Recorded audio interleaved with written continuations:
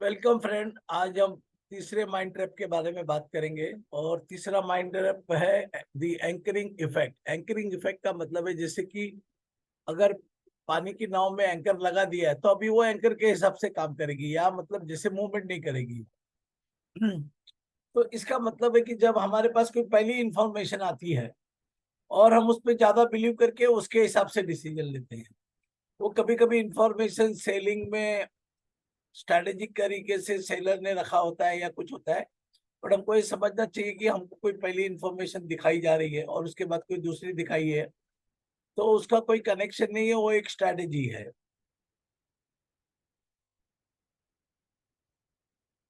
यहाँ पे जैसे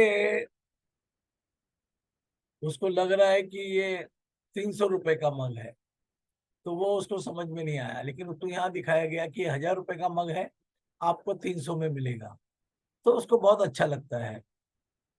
तो जब पहला आपको ज्यादा प्राइस वाला चीज दिखाया जाता है और दूसरा सस्ता दिखाया जाता है, सस्ता इसलिए दिखाया जाता है कि उसका प्राइस ज्यादा दिखा के आपको कम दिखाया जाता है तो आपको अच्छा लगता है, आप बाय कर लेते हो। अभी यहाँ पे एग्जांपल है कि अगर सिर्फ पहला और दूसरा दिखाया जाएगा आइटम तो आप पहला खरीदी करोगे, लेकिन पहला दूसरा तीसरा दिखाया जाएगा तो आप थर्ड को सेकंड को बाय करोगे।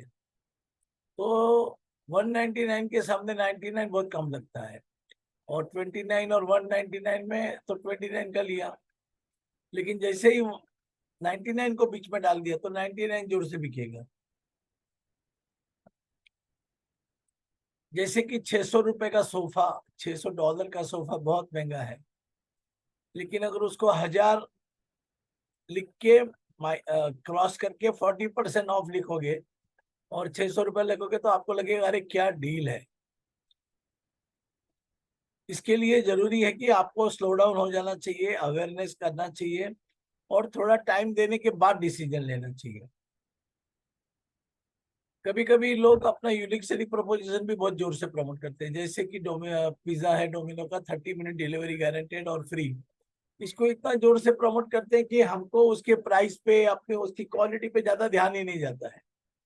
तो ये भी हमको ध्यान रखा है कि किसने क्या बात जोर से की है और उसका क्या इफेक्ट हो सकता है, और खाली उसके बहकावे में न जाके मुझे और भी चीजों को चेक करना चाहिए।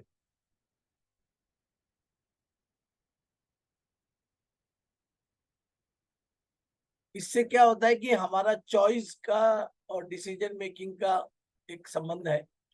इससे हमारा डिसीजन मेकिंग अलग अलग चॉइस की वजह से फर्क होने की असर करता है, और इसकी हमने क्या पहले इंफॉर्मेशन दी है उसके हिसाब से हम दूसरे ऑप्शन को कंसिडर करते हैं। तो ये एक ट्रैप भी है, और हम हमेशा और भी जगहों पर पहली इंफॉर्मेशन जो हमारे पास है उसके हिसाब से दूसरी इंफॉर्मेशन को देखते हैं। हमें को हर इंफॉर्मेशन अपने अपने अलग देखना चाहिए जिससे कि हम बराबर डिसीजन ले सके। इसका सिंपल है, जैसे मैंने भी आपको पहले भी बताया कि आपको अवेयर बहुत अपने आप को करके रखना है, हर बात को अवेयर रखना है, और पहली इंफॉर्मेशन से या इनिशियल इंफॉर्मेशन से आपको प्रभावित नहीं होना है।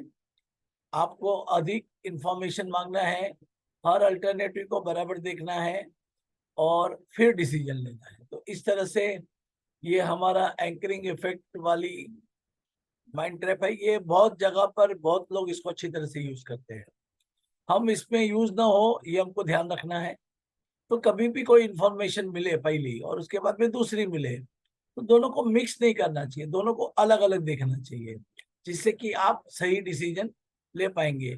Thank you so much.